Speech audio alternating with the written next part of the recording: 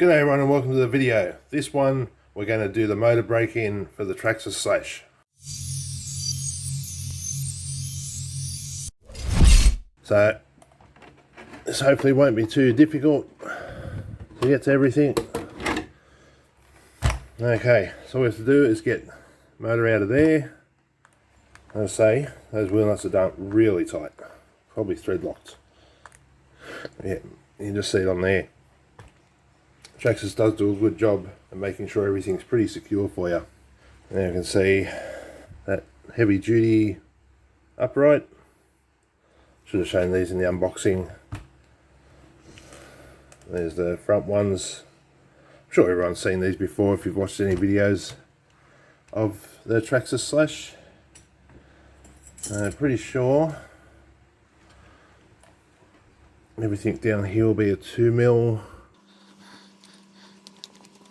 The good thing about this truck is everything Sex hardware has been since the Slash came out, so one thing I really like about it. There we go. Okay, and even looks like the motor. We've got 2mm, yep. Oh, okay.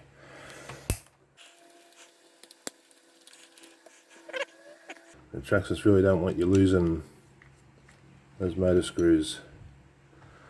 I believe this should have a plate. Yeah, I can see it in there. Okay, so that's the motor pretty much out.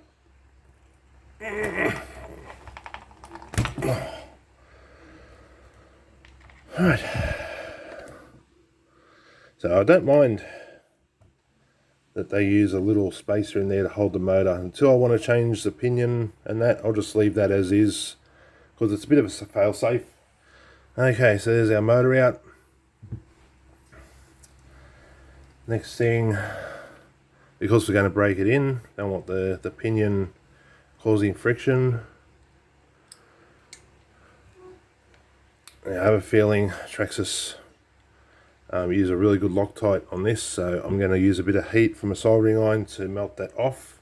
Okay, so iron should be nice and hot now. What I'm going to do, put that on the pinion where the grub screw is. You'll see a little bit of smoke pop up then.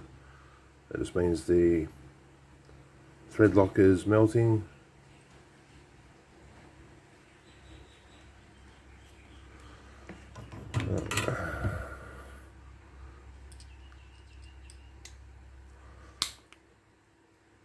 And there you go. Pinion is now loose. So yeah, if you ever get a pinion that seems like it just does not want to undo, just do that little trick. We get flat blade now, to loosen off that grub screw. Okay, now the pinion's off, finally. It took an extra 10 minutes.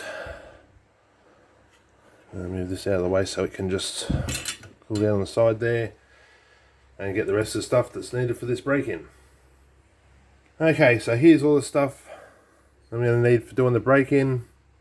Got a power supply, which that's the easiest way and convenient way to control it. Or you can use like 2 cells of a battery to run it at low volts. Got a jar of water and got a plastic clamp, which is one I've seen on another person doing it. I thought it was a good idea to make it a bit easier on yourself. So you want to make sure you got a jar of water big enough to contain the whole motor and leave a bit of room so you're not, hopefully not running the shaft on the end. So yeah, it's set up now. So I'm a bit confuddled here because I just did a whole intro the same what I'm doing now, and then at the end when I went to put it on, realised that I didn't press record. That doesn't look like it's touching the bottom there. Connect up the power supply, and slippery with it being so warm. Right, there we go. So that's all in.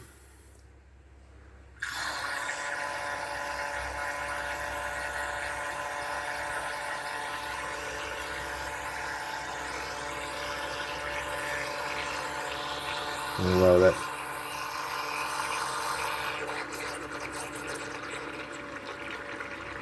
better now, it's fully in there.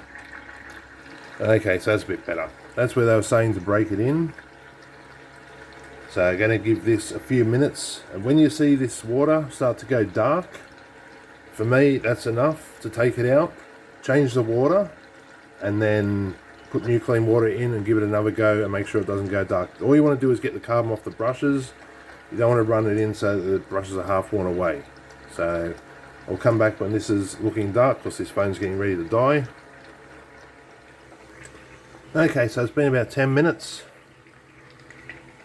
It's sort of hard to tell. The water has definitely looks like it's gone a bit murkier.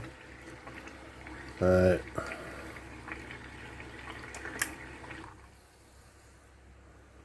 going to end that bit. Oh yeah, it's definitely got some murkiness to it. Disconnect these. Alright.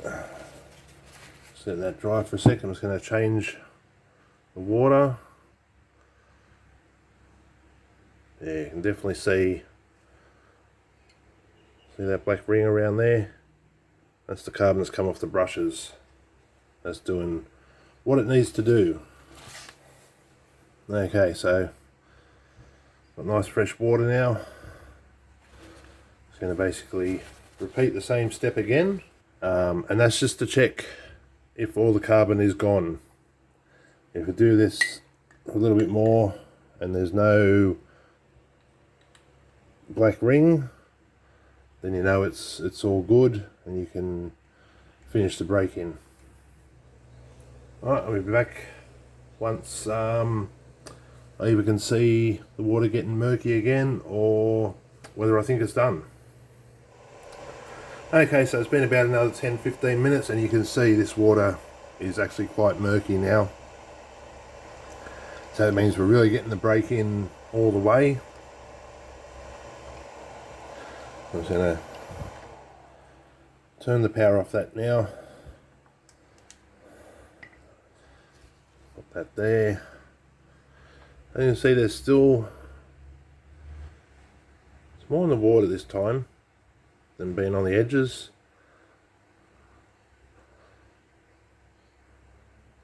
There you can see there's a bit of a ring around the top forming.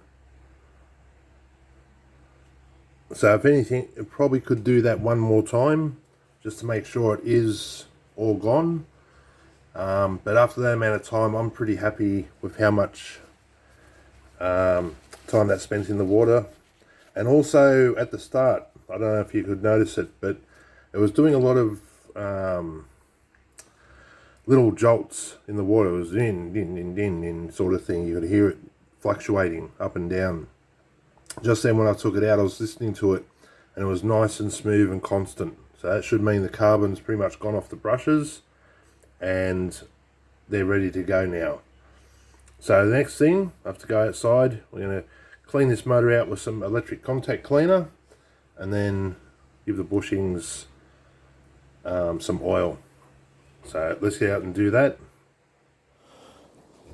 Okay, so this is a new one for me. I'm trying a different phone mount, which means I can't see what the camera is doing because it's around my neck. Hopefully it's getting in view, so it's got some contact cleaner. Spray that oil through the motor.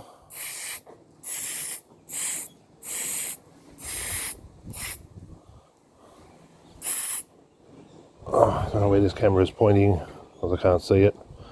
So hopefully I'm getting some footage.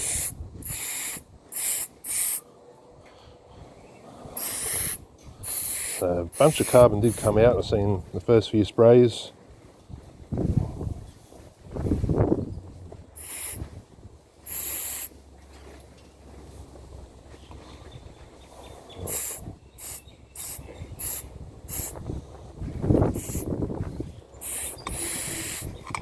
God damn it.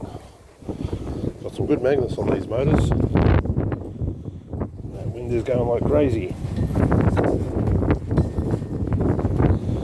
Alright, let's get back inside. So yeah, pretty happy with that power supply, how it went.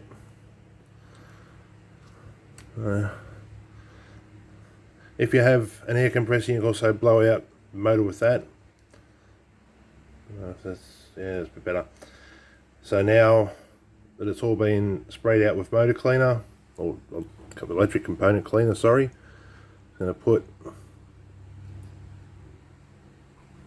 drop of oil or so on each bushing. Make sure I'm going the right way with rotating. When the motor sits like that, I always find it funny that it goes against, the wheels turn that way but the motor turns that way. So all on there.